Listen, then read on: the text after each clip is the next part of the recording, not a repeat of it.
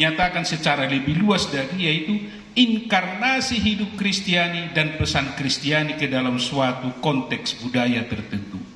Jadi inkarnasi, dilahirkan kembali dan membuat budaya kita itu semakin lebih baik dan semakin lebih suci, semakin sesuai dengan maksud Tuhan. Nah, itulah pengertian inkulturasi. Jadi kalau dikatakan gereja inkulturasi, gereja Katolik inkulturasi yang ada di sana, maksudnya itu penyesuaian, penyerapan masuknya format gereja, pengertian gereja tentang gedung gereja di dalam rumah adat Batak Toba. Dan karena itu nanti kita akan bisa menerangkan yang mana ini dari adat, yang mana ini dari gereja Katolik, apa yang terjadi di dalam gereja paroki kita. Sampai di sini terang? Jelas? Nah, ada pertanyaan? Belum ya? Baik. Jadi berarti saya guru yang baik. Inkulturasi bukan hanya sekedar adaptasi penyesuaian lahiriah, tetapi suatu transformasi batin. Jadi kita tidak hanya tempel menempel begitu, tapi mengubah situasi kita, membuat itu menjadi sesuai dengan apa dimaksudkan oleh gereja, menyucikan, menapis. Maka antara lain, kalau tadi misalnya menerima semua ritus yang ada di sini, Marsipili Begu tidak ikut, kan begitulah. Harus ditapis, harus disaring, sehingga yang baik, yang indah, yang suci itulah yang diadopsi, itulah yang diterima oleh gereja Katolik dari budaya kita.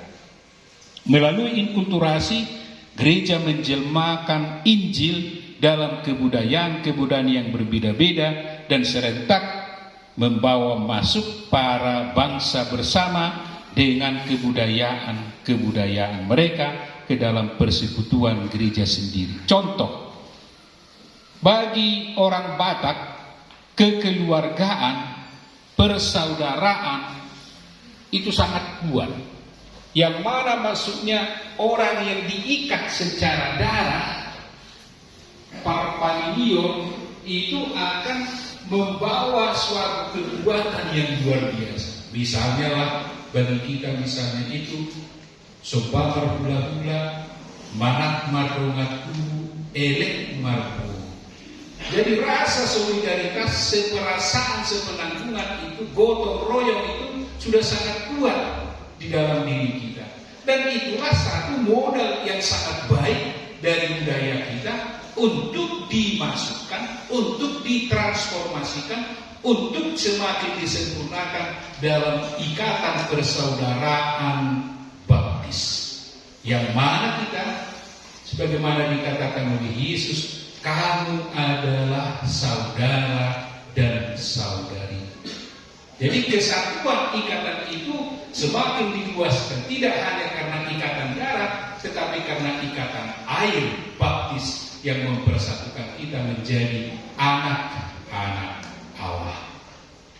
Ya, inkulturasi suatu proses terus-menerus dalam mana Injil diungkapkan dalam suatu situasi religius, kultural, sosiopolitik dan seterusnya, itu membuat hidup kita semakin sesuai dengan kehendak Tuhan. Itulah hal yang tidak baik di dalam budaya harus memang dikritisi.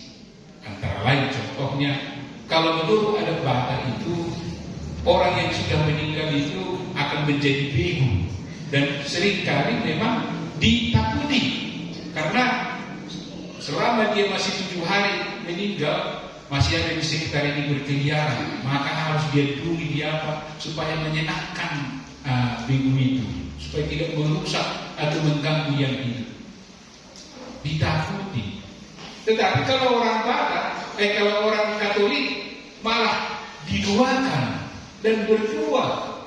Kita ingat selalu dalam perayaan Ekaristi, kita dekat dengan mereka, mengingat bahwa gereja itu ada gereja yang berziarah kita di dunia ini, ada gereja yang sudah berbahagia yang di surga, para kudus, dan ada yang dalam penderitaan atau dalam penyucian supaya mereka masuk dalam kerajaan Allah dan dihapus dosa-dosanya. Kita mendoakan mereka dan mereka juga mendoakan kita di dunia. Jadi bukan sesuatu yang kita takuti. Kita doakan mereka pada tanggal 2 November dan kita mohon kesucian pada saudara-saudari kita yang sudah kudus pada tanggal 1 November. Nah, itulah bedanya dan itulah kita harus kritisi. Ini cerita. Kemudian nomor 2 kita sampai mengapa Pastor Leo membangun gereja inkulturasi. Mungkin tidak banyak lagi dari antara kita yang ikut serta dalam proses pembangunan gereja ini pada tahun 1994. Yang mana itu pada waktu itu di sebelah aula ini ada gereja di sini dari Papa, terbuat dari Papa, setengah beton. Nah, apa yang terjadi? Umat Allah di Lumban Lintong ini semakin berkembang, semakin banyak, maka tidak mau lagi gereja itu. Akhirnya apa yang terjadi? Mereka bergereja di aula ini. Jadi aula ini menjadi gereja pada masa itu. Maka timbullah pemikiran bahwa harus dibangun gereja yang baru. Nah, Pastor Leo pada masa itu ingin supaya gereja itu, karena Konsili Vatikan yang kedua 1965 pas masih hangat-hangatnya, ingin supaya gereja yang dicita-citakan oleh Konsili Vatikan yang kedua itu ada terwujud di tanah Batak ini, apalagi di Samosir ini sebagai pusat orang Batak. Maka hendaknya pemikiran beliau supaya gereja Katolik di Samosir maunya bernuansa Batak Toba. Dan karena itu dia memanggil para DPPH untuk rapat. Dan di dalam rapat itu beliau dengan ketua Dewan Paroki Pak Tambah menyampaikan ide untuk membuat gereja seperti rumah adat Batak. Dan semua orang pada waktu itu menolak. Mengapa? Karena itu nanti kita akan kembali kepada sepilih biru, katanya. Mengingat bahwa rumah adat Batak itu memang tidak hanya fisiknya sebagai kayu dan atap dan bara dan kolong yang di bawah itu, tapi itu punya makna religius. Karena itu dikatakan janganlah kita membangun gereja dalam bentuk rumah adat. Mereka pada waktu itu tidak setuju sama sekali. Baru sekian tahun, mungkin 3 tahun sesudah dinginkan dulu diskusi tentang itu, maka disetujuilah pada tahun 1993 untuk membangun gereja bernuansa adat Batak. Dan itu pun tidak dengan sendirinya diterima dan disetujui. Dibuat dulu suatu lokakarya, dan di dalam lokakarya itu diikut sertakan para teolog, para raja adat, dan juga orang-orang Batak yang tahu budaya dan orang-orang akademisi yang tahu persis apa itu bagian-bagian dari rumah adat Batak itu, dan ahli liturgi dari SDT. Nah, mereka berkumpul berdiskusi untuk membuat suatu gereja dengan bentuk rumah adat Batak. Panjang diskusi dan susah menyatukan ide. Tetapi pada akhirnya Pastor Leo bersama dengan Toga Nainggolan, kalau ada masih ingat di sini, mereka bersama membentuk semacam maket rumah adat Batak asli. Dan kemudian disampaikan kepada Bruder Anianus untuk melihat konstruksi dari rumah adat itu, bagaimana itu. Dan sesudah disempurnakan, si Bapak Toga Nainggolan inilah dari pakat dibawa ke sini sebagai tukang sangat sederhana. Dan dengan pemikirannya yang sederhana itu, mereka membangun selama 3 tahun, mulai 94 sampai 97 jadilah gereja itu. Kalau saya ingat pernah pas penggalian itu, tiang-tiangnya itu, fondasinya itu mungkin 3 meter ke bawah supaya kokoh tiang-tiangnya itu. Dan karena itu beberapa kali ada gempa di sini, tetap kokoh gereja itu karena memang sangat kuat fondasinya. Waktu saya masih di sini tinggal, kalau ada gempa, maka kita akan dengar atap gereja itu. Tapi dia tetap saja konstruksi itu sedemikian bagus, dan itulah salah satu kearifan lokal nenek moyang kita, membuat konstruksi rumah dengan sistem bukan batu tetapi sistem jepit dan palang, maka dia bergoyang-goyang dan tidak rusak sama sekali. Sementara beberapa kali bangunan di dekat pantai itu ditelan oleh gempa itu, ditelan, tidak nampak satu senti, tidak terbuka tanah itu, lenyap bangunan itu, tapi dia di situ bergoyang-goyang saja. Itulah gereja kita. Itulah cerita awal daripada pembangunan gereja ini, ya. Dan terjadilah itu, dan disitulah kita lihat sekarang bagaimana bentuk inkulturasi itu, tapi tidak dengan sendirinya. Jadi proses yang lama di sana. Dan saya baca salah satu alinea dulu dari cerita pembangunan gereja. Pertimbangan lain adalah bahwa sesudah gereja Katolik hadir dan berkembang selama 60 tahun di Tanah Batak, rasanya gereja Katolik tidak akan hilang lagi, dan kehadirannya sudah menjadi nyata di antara orang Batak. Banyak situs tradisi lama sudah dibuang dan inkulturasi semakin digalakkan. Pastor Leon berpikir bahwa salah satu bentuk inkulturasi yang sangat tepat adalah gedung gereja dengan gaya rumah adat Batak. Nah, itulah maka ada gereja itu. Tidak dibangun gereja dengan bentuk gaya Eropa, tapi justru dengan gaya lokal Batak Tuba. Dan kemudian beliau pindah ke Tanah Karo dan dibangun lagi di sana di Brastagi gereja dengan gaya rumah adat Karo. Kemudian Pastor Albert membangun dengan gaya Simalungun di Simpang Haranggau. Dan kemudian, dan sudah lama sebelum di sini ada gerakan itu, ada kita kenal di Sumbul dengan gaya gereja Pakpak. Nah, begitulah inkulturasi. Artinya mengalami kehadiran Tuhan di rumah kita. Rumah Tuhan harus menjadi rumah kita. Rumah kita harus menjadi rumah Tuhan. Itulah inkulturasi. Oke? Terang sampai di sini? Nah, kalau tidak terang, tunjuk tangan ya.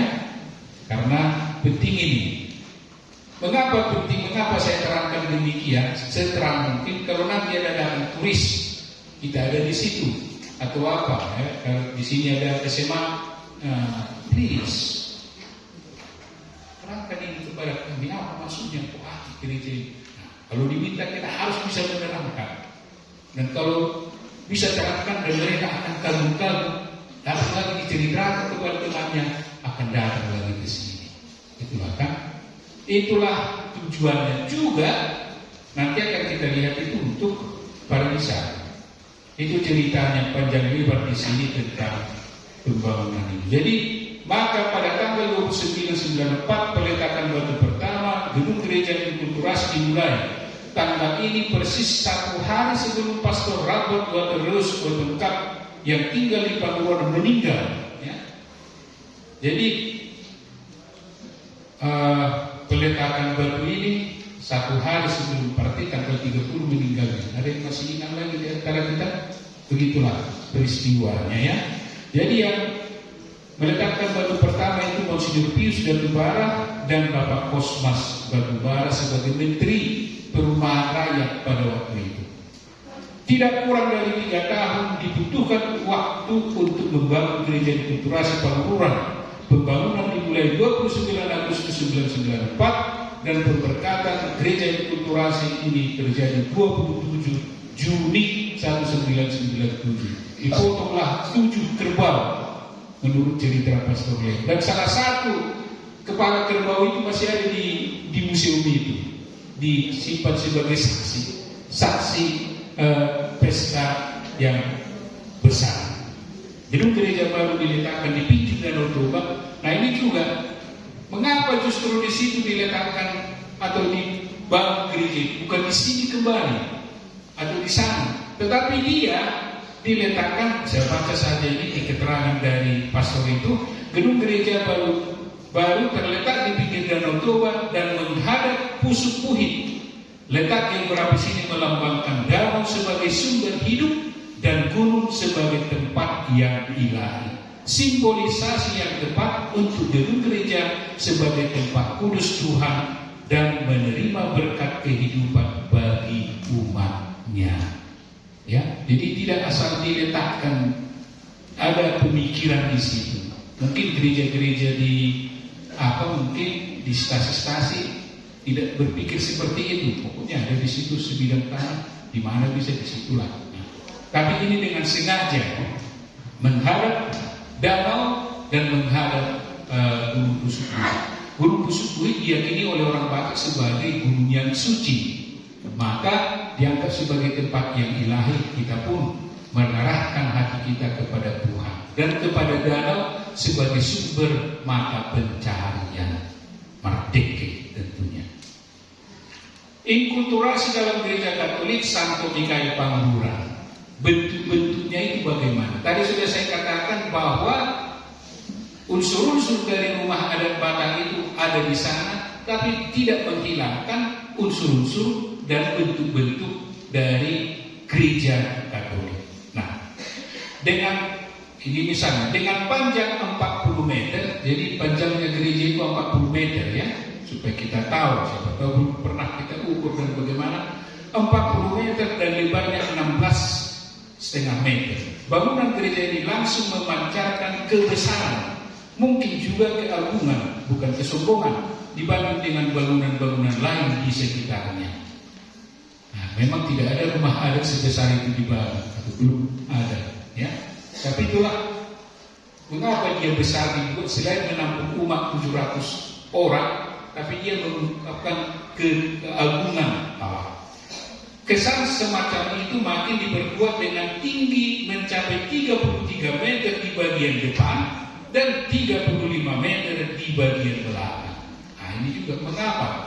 Jadi harus bisa kalian terangkan kepada orang, katakanlah turis atau tamu yang datang ke sini, bahwa di depan ini 33, mungkin umur Yesus atau apa, tapi di bagian belakang sana 35. Mengapa di belakang lebih tinggi daripada di depan?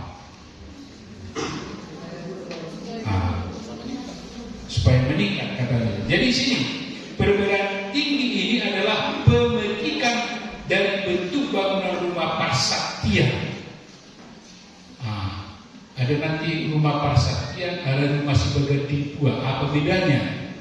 Nah, kalau rumah Parsaktian itu ada rumah marga atau rumah saupu, bukan rumah pribadi. Sedangkan rumah sebagai Timpua itu rumah pribadi, artinya keluarga ke situ. Jadi yang mengandung kandungan makna agar keturunan mereka nanti lebih sejahtera daripada orang tua penghuni rumah sekarang. Asapanaikon diaka poparana. Begitulah. Jadi format itu diambil dari rumah adat Batak Toba asli. Meskipun dia berfungsi sebagai gereja. Begitu kita harus maknainya. Bangunan gereja ini menunjukkan ciri-ciri gaya arsitektur vernakular, yaitu arsitektur yang dipengaruhi oleh faktor-faktor setempat pribumi budaya Batak Toba. Hal ini dimungkinkan karena bangunan gereja terletak di pesisir Danau Toba, tepatnya di kota Pangururan, Pulau Samosir, yang merupakan tanah dari kebudayaan Batak Toba. Tampak depan bangunan menunjukkan perpaduan 3 buah wujud dasar, yaitu bidang 4 persegi panjang atau kolom, bidang trapesium bagian tengah yang disebut jarum atau inana nijolma, dan bidang segitiga di bagian atas yang disebut atap.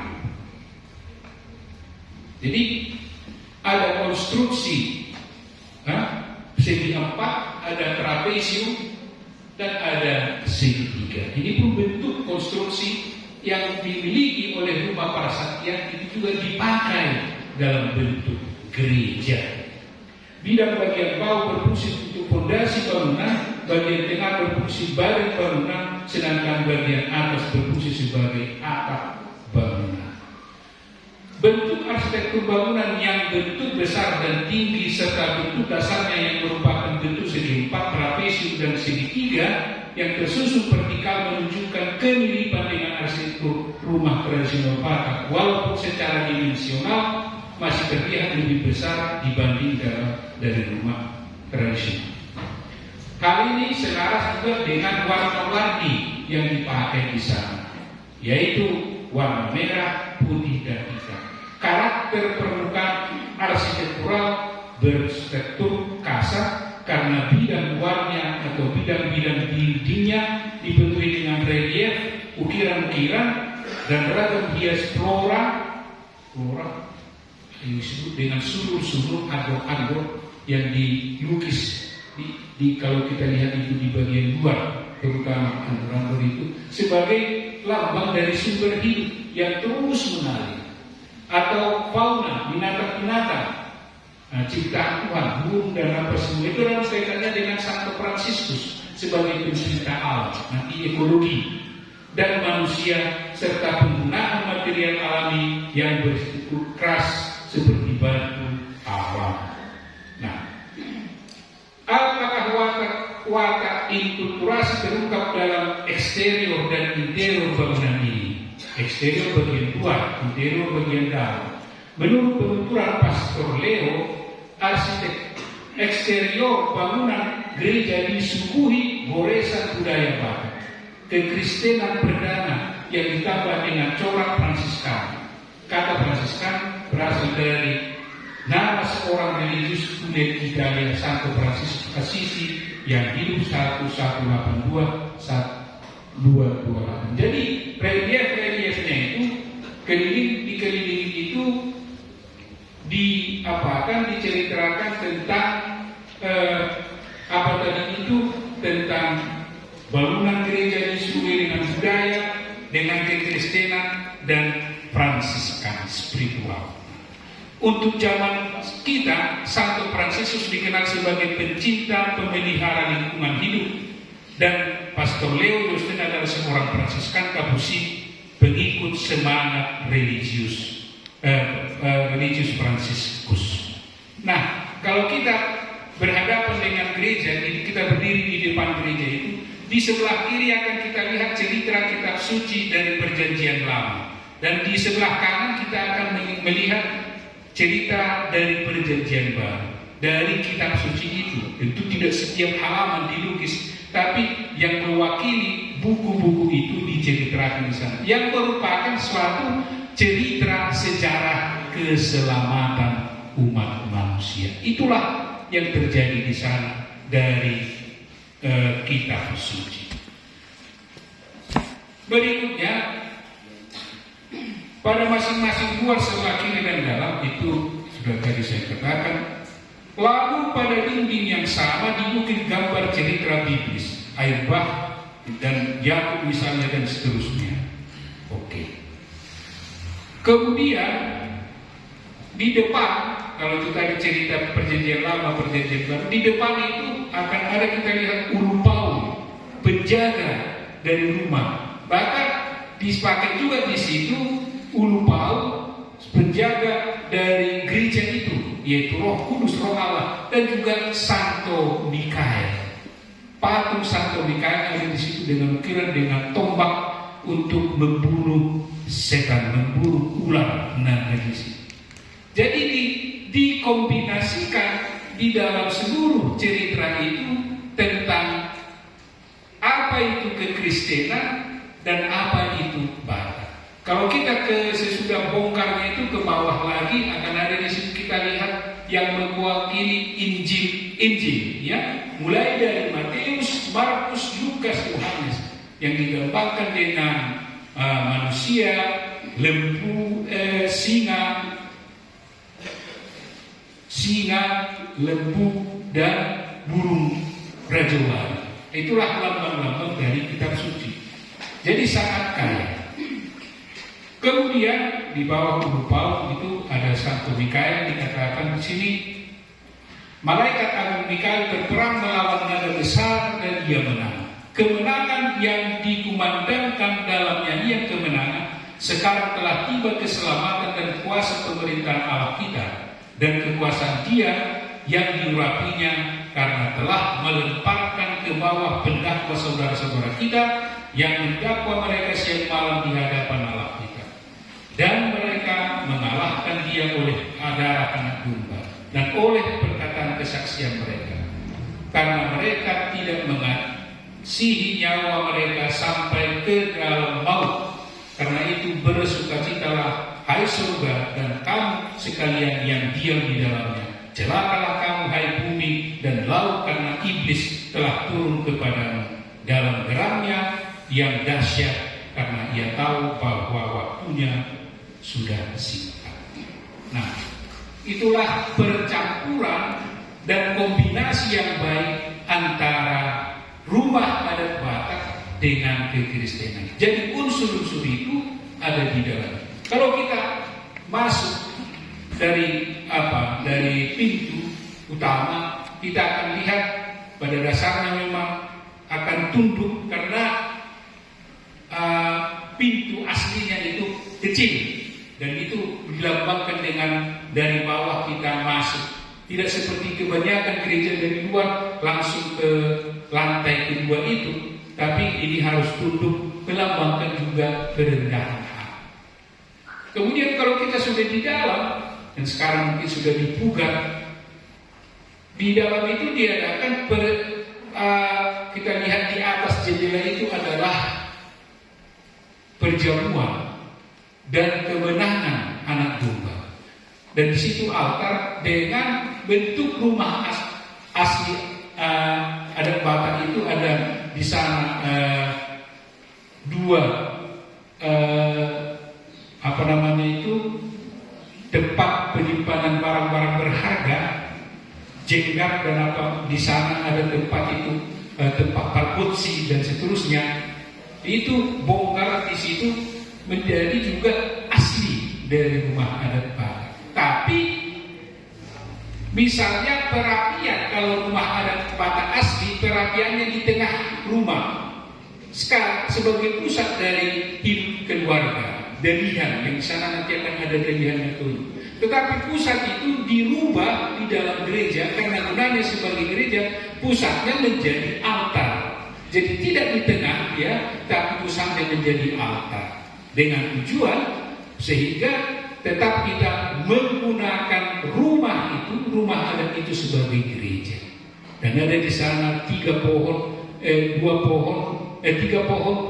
pohon Adam, Yesus Kristus yang disalib, dan pohon para kudus di mana ada tabernakel disebut sujud para kudus. Dan begitulah dihiasi, dan juga di kiri kanan ada disebut itu dalam rumah adat Batak asli adalah galapan di mana ada sembahan-sembahan pada zaman dulu. Tetapi konstruksi itu dipakai, tetapi dia tidak lagi berfungsi sebagai sembahan-sembahan, tetapi dipakai merias dan dipakai bentuk itu menjadi tempat kita berdua. Ada jalan salib di bawahnya. Nah, jadi konstruksi sebagai konstruksi di dalam itu tetap sebagai rumah adat Batak, tetapi fungsinya menjadi gereja. Begitu kita lihat penggunaan baik interior maupun eksterior, dan di belakang akan ada kita lihat 6 sakramen: permandian, krisma, ekaristi, pengakuan dosa, minyak suci, imamat, dan sakramen perkawinan. Begitu kita mengisinya, dan di belakang ada gambar wanita maksudnya itu antara lain para wanita kudus, tetapi sekaligus juga si boru dia paruja di dalam sebagai sumber kehidupan. Ya maka diarahkan dia kepada dolu pusuburi. Nah begitu diramu di situ kesatuan antara budaya dan iman, gereja dan budaya kita. Sedikit lagi ya, kita lewatkan ini, saya kira sudah cukup. Jadi akan sangat menarik kalau kita setiap kali ada turis, saya terangkan demikian, mereka selalu terkagum-kagum. Luar biasa gereja ini. Dan ini salah satu di dalam seluruh gereja di Nusantara, di Indonesia paling tidak, salah satu dari 8 yang paling baik, paling cantik di arsitekturnya menurut mereka, para ahli seni. Tujuan renovasi dan pemahaman gereja inkulturasi. Renovasi gereja inkulturasi merupakan wujud tanggung jawab moral Paroki Santo Mikael Panguran dalam memelihara melestarikan inkulturasi sehingga bangunan itu semakin memiliki nilai yang lebih indah. Renovasi adalah usaha untuk semakin mengalami kehadiran Tuhan di rumahnya yang kudus. Antara lain, maka dibuat sekarang plafonnya atau asbes. Kalau rumah adat batang asli tidak ada itu. Tapi mengingat fungsinya sebagai gereja, maka itu dibuat demi satu keindahan barangkali, tetapi juga supaya akustik di dalam gereja itu lebih baik. Karena kalau seperti pada zaman kami lah, saya bilang itu harus kita buat ngomong di situ dan suara itu lepas ke atas. Maka dengan nanti ada itu asbes dan plafonnya itu akan lebih terkonsentrasi, akustiknya pasti jauh lebih baik.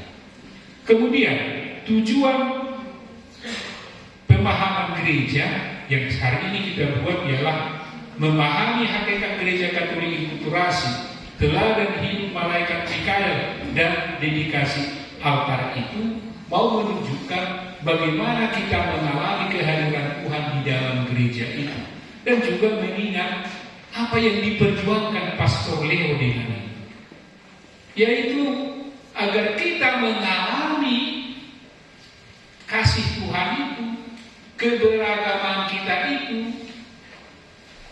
di dalam budaya kita.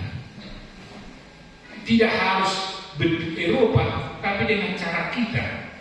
Dan juga memupuk tanggung jawab kita melestarikan budaya kita. Mungkin nanti sesudah sekian puluh tahun, 50 tahun lagi tidak ada lagi bentuk yang seperti ini. Maka Pastor Leo memberanikan membuat sebagai salah satu contoh bahwa rumah kita, rumah adat kita itu layak, cocok dibuat menjadi gereja. Makna rohani perayaan 25 tahun gereja inkulturasi. Apa itu?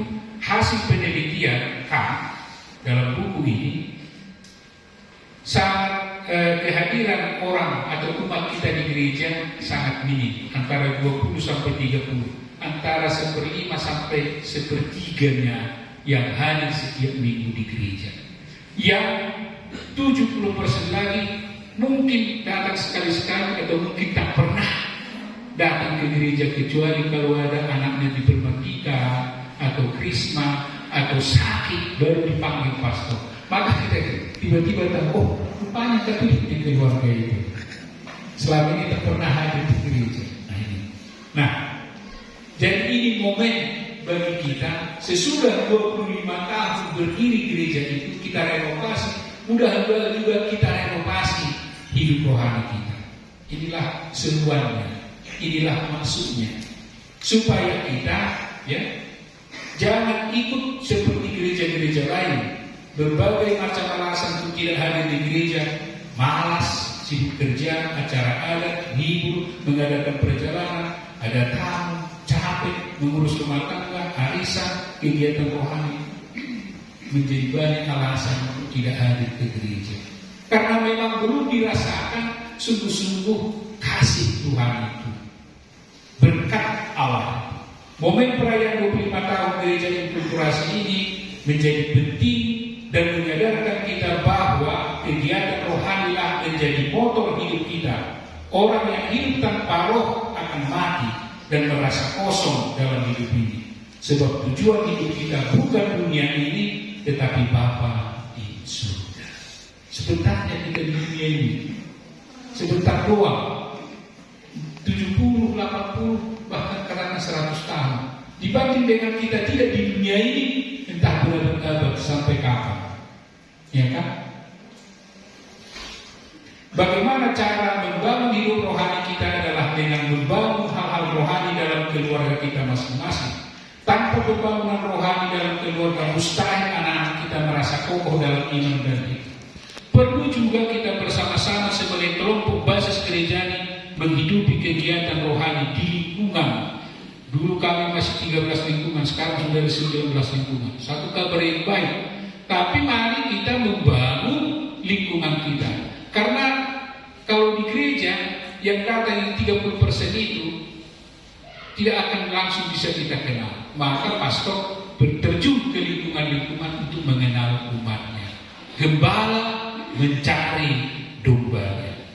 Nah, aksi pastoral perayaan 25 tahun gereja inkulturasi, sinode keempat Pikarian Samosir juga dalam buku kita dicatat itu menegaskan salah satu keprihatinan gereja Katolik untuk Kabupaten Samosir ialah perlunya penghijauan. Sudah dibuat, memang sering dibakar. Tapi jangan kita karena dibakar tidak mau berjuang. Tetap kita berjuang sampai tumbuh, sampai Samosir menjadi hijau. Penghijauan menjadi kunci kelestarian alam, datangnya air, dan manusia akan sejahtera. Aksi kecil perayaan 25 tahun gereja inkulturasi menjadi momen membagikan bibit pohon untuk melestarikan alam di Kabupaten Samosir. Meski aksinya besar, namun kalau dilaksanakan kecilnya ini dilaksanakan dengan cinta, hasilnya akan menjadi besar. Semoga kita tidak hanya menanam lalu membiarkan hanya pindah mati, tapi memelihara, berbuah, berbagi. Jadi jangan nanti dibawa dari sini sudah saya berkati besar-besar, diberkati sampai di sana diletakkan entah di mana sudah lupa, airnya kering sendiri karena tidak bisa nyanyi berteriak-teriak. Maka jadi harus kita tanam. Kalau nanti saya datang lagi ke sini tahun depan, kutanya di mana pohon yang saya berkati kemarin itu? Sudah mati pastor, atau seperti nasi kami mendaki di sini juga di paroki ini dikasih B2 kecil, di mana nanti kita 2 bulan atau 3 bulan berikutnya mana bagi kita yang sulit banget masalah pastor kan, tapi bukan masalah betulan, tapi masalah pohon ya. Itulah. Jadi perlu kita hati-hati.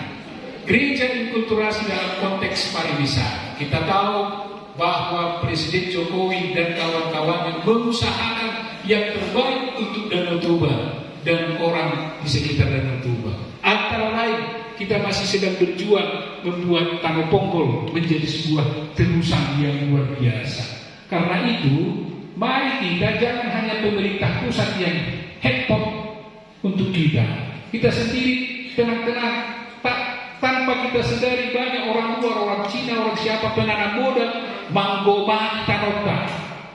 Ya, tanpa kita sadari. Kalau kita lihat mulai dari dari Tomo Sarat ke sini, mungkin sudah setengah ini tanah orang luar. Kita nanti akan diusir ke dulu sana. Dan kalau tidak ada lagi dulu sana, kita terpaksa naik ke surga. Iya kan? Iya kan?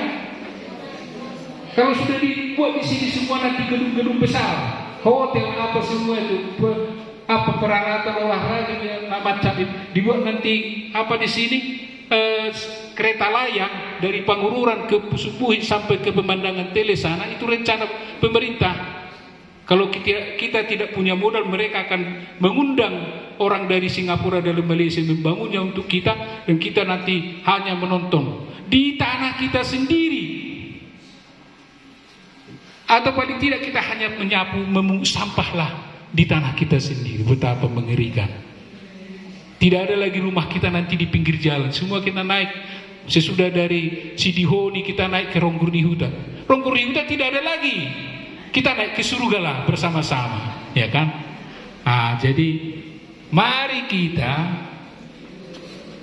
ikut serta dalam proyek ini. Proyek ini sudah jelas.